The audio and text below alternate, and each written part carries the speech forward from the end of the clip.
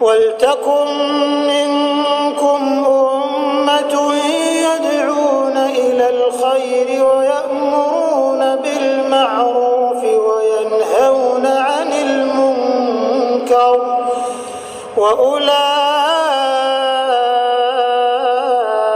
هُمُ الْمُفْلِحُونَ. Orang meninggalkan sholat, dosa besar. Bahkan tadi saya bilang di awal pertemuan, kalau dia tinggalkan sholat itu jahdan, bangkang, kufur, keluar dari agama. Kalau dia meninggalkan sholat takasulan, malas-malasan, ditakzir tadi, diingatkan, dimarahi, dihukum. Ya.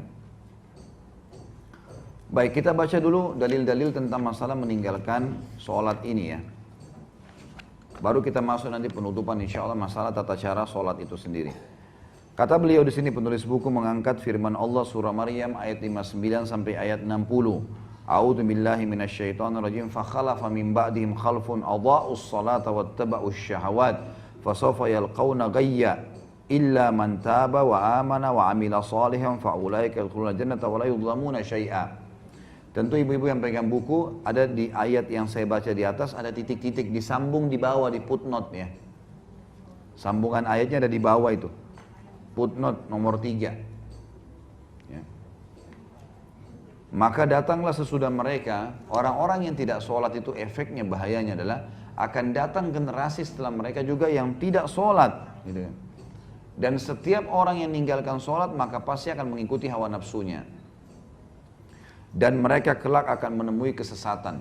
Nggak ada lagi panduan. Kalau tidak sholat, udah hilang semuanya nih. Sholat ini penenang jiwa. Kecuali orang yang taubat, beriman dan mengerjakan kebaikan, maka mereka itu akan masuk surga dan tidak dizalimi sedikit pun.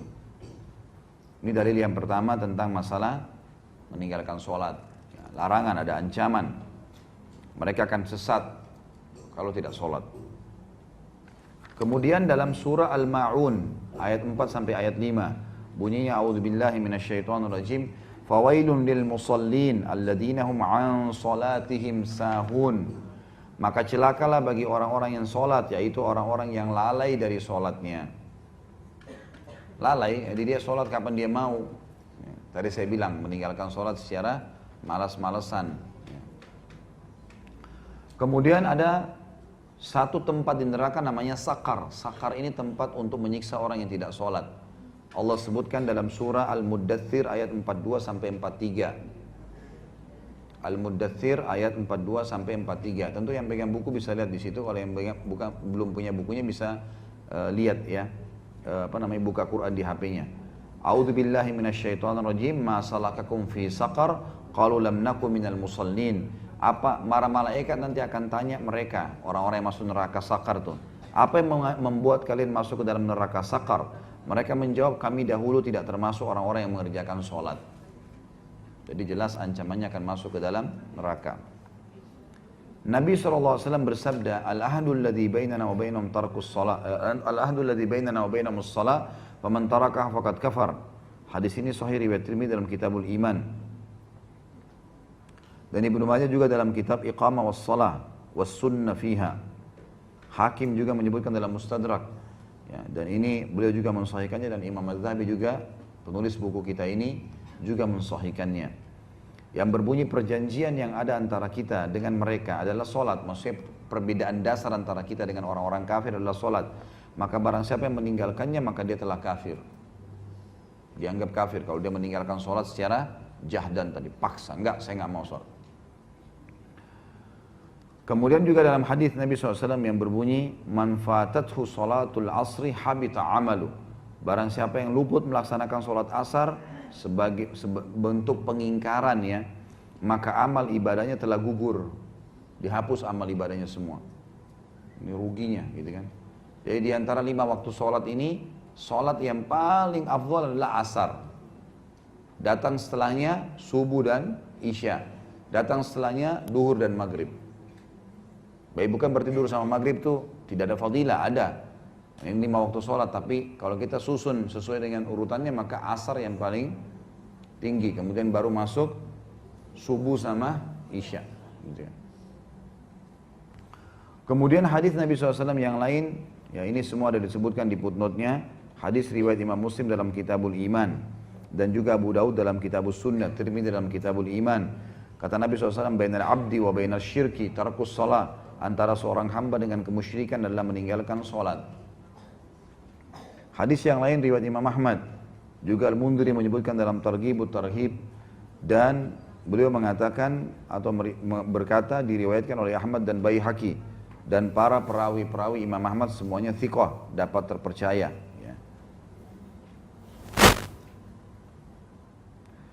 Kata Nabi SAW, man taraka salata muta'ammidan faqad bari'at minhu zimmatullah. Barang siapa yang meninggalkan salat secara sengaja, maka sungguh jaminan Allah telah lepas darinya. Maksudnya jaminan makanan, jaminan minuman. Kita semua ini, ibu-ibu sekalian, kalau jaga 5 waktu salat, maka dipastikan semua yang kita butuh hari itu dipenuhi sama Allah. Udaranya, cahayanya, makanannya, minumannya, Allah kasih semua. Asal jaga waktu 5 waktu sholat. Karena dia menciptakan langit dan bumi. Dia menciptakan semuanya. Umar bin Khattab berkata, Ama innahu la hadza fil islami li ahadin adha'a as-salah. Ketahuilah tidak boleh diberikan kedudukan sedikit pun dalam Islam bagi seseorang yang menyia-nyiakan atau meninggalkan sholat. Gak boleh ada jabatan, gak boleh dihormatin. Gak sholat, gak bisa. Sampai para ulama mengeluarkan sebuah hukum fikih bahwasanya seorang wanita termasuk udzur syar'i cerai sama suaminya kalau suaminya nggak sholat 5 waktu. Masuk dalam udzur syar'i, dia nggak dilaknat. Kan perempuan kalau minta cerai tanpa udzur syar'i kan dilaknat sama Allah, gitu kan? Jadi masuk dalam udzur syar'inya adalah kalau tidak sholat. Harus diingatin, nggak boleh, ini nggak boleh main-main masalah sholat. Makanya ibu-ibu tuh ajarin anaknya sholat, ini sholat jangan main-main. Kata Nabi SAW, suruh mereka sholat di umur 7 tahun dan pukul di umur 10 tahun. Gak bisa main-main. Harus. Sholat nomor 1 bagi mereka.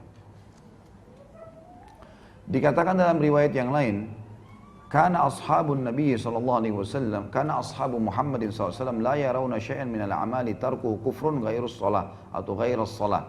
Ini disebutkan oleh Abu Hurairah anhu, sahabat Nabi yang mulia. Dahulu para sahabat Muhammad SAW tidak memandang sesuatu pun dari amal ibadah dalam Islam yang mana meninggalkannya adalah jelas kekufuran kecuali sholat.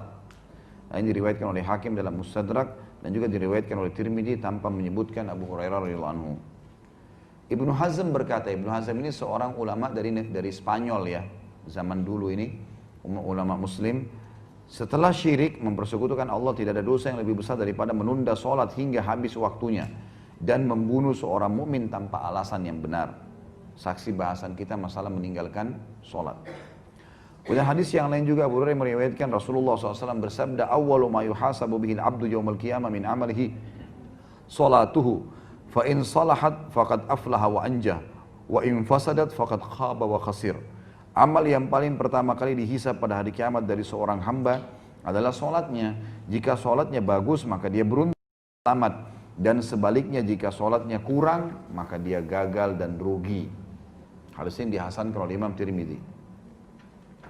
Nabi kita Muhammad SAW memastikan bahwasanya kita atau beliau diperintahkan untuk ya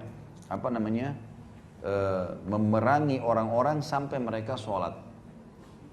Sebagaimana hadis beliau, umirtu an uqatilan nasa hatta yashhadu an la ilaha illallah wa anna Muhammad Rasulullah wa yuqimus shalah wa yu'tuz zakah fa in fa'alu dzalika asamu minni dima'ahum wa amwalahum illa bihaqqil Islam wa hisabuhum 'ala Allah. Aku diperintahkan oleh Allah untuk memerangi manusia sampai mereka mengucapkan syahadat, asyhadu an la ilaha illallah Muhammad Rasulullah. Aku bersaksi tidak ada yang berhak disembah kecuali Allah dan Muhammad adalah hamba juga utusannya. Lalu mereka mendirikan sholat, mereka membayar zakat. Apabila mereka telah melaksanakannya, maka mereka telah melindungi darah dan harta mereka dari bahayaku, kecuali disebabkan hak Islam dan perhitungan mereka kembali kepada Allah. Nah, jadi memang Islam ini diperintahkan oleh Allah SWT kepada Nabi SAW untuk disebarin sampai mereka syahadat, sholat dan zakat. Ya. Kalau mereka melakukan, maka mereka telah aman. Jadi saksi bahasan berarti ada ancaman orang yang tidak sholat. Kemudian hadis yang lain, tentu saya bacakan semua dalilnya. Saya agak percepat karena sudah mau jam 11 ya. Saya ada acara ceramah lagi tentunya. Saya akan bacakan dalilnya. Selanjutnya adalah hadis Bukhari Muslim. Anna rajulan qal, dari Abu Sa'id radhiyallahu anhu, an rajulan qala ya Rasulullah ittaqillah. Qala wailaka awalastu ahaqqu ahli al-ardi an yattaqiyallah.